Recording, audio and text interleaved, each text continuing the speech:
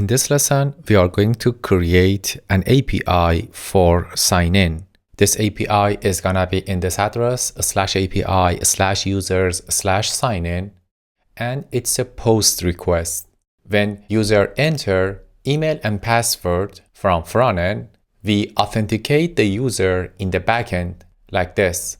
When user send a request, we send back the user information and a token using JSON Web Token, and we use this token to authenticate the next request of this user. To get the source code of this lesson, go to the repository, and in the comment section, you can find video 22 create sign-in backend API, and you can compare your code with mine. If you are ready, let's get to code. Here is the plan to create sign-in backend API. First of all, create user routes in backend folder inside routes. Like what we did for product routes, I'm going to create user routes. New file, user routes.js. Inside that, create user router from express.router. So we need to import express here and define post request for sign-in API. Here, instead of defining async rec and res, I'm going to use express async handler package. By using this function, we can catch the error in the async function inside it. So define async rec and res, and then put the closing parentheses, save the file to format your code, and let's install Express Async Handler.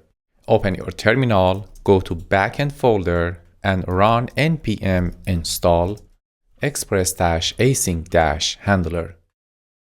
So if we have an error in this function, we can handle it in the server.js. So at the end of server.js, before app.lesson, I'm going to define error handler for Express. Here is the code. It's like a middleware that accepts 4 parameters: error, request response, and next. Inside this function, set the status to 500. It's an error in the server, and the message is the message that is coming from the error object. So inside Express Async Handler, when there is an error, this middleware will run and the error message will be returned to the user. Save the file here, go back to user routes, and let's implement the function to sign in. First of all, we need to get the user by email. So I'm using find one on user model. Let's import user model from models folder and return one document from user collection based on the email. If user exists, it means that we have at least one user with this email. If user exists, we need to use another condition.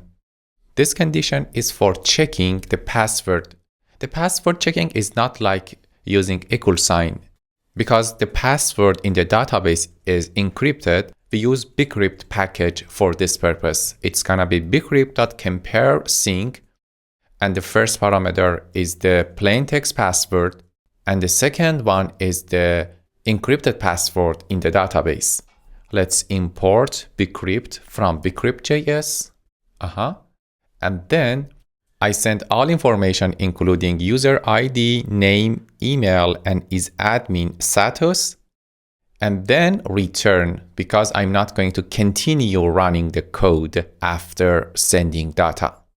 If the email or password is incorrect, set the status of response to 401 unauthorized and send this message invalid email or password. The next step is gonna be installing JSON Web Token to send a token along with this data. Open your terminal and run npm install JSON Web Token.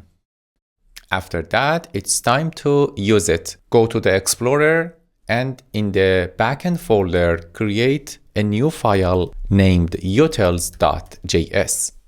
Inside that, export this function.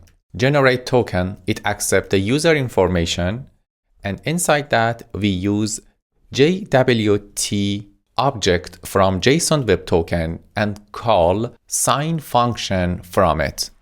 As a parameter to sign function, pass the user, and for second parameter, pass the JWT secret. It's a secret string to encrypt the data. So you need to go to the .env file inside backend folder and define JWT underline secret and set it to something secret. Save .env and go back to utils.js. The last parameter for sign function is options. I'm going to set expires in to 30 days. Save the file, import JWT. Above this line, import JWT. Go back to user routes and set token equal to generate token. Press tab to import generate token from utils folder and pass user object. In the generate token, instead of passing all user information, let's only pass the user ID, name, email, and is admin. So instead of user, it's gonna be this object. So we removed password from user. Let's export user router at the end. Export default user router. And the last step is using user router in server.js. Go back to server.js, duplicate product router, and rename it to users here.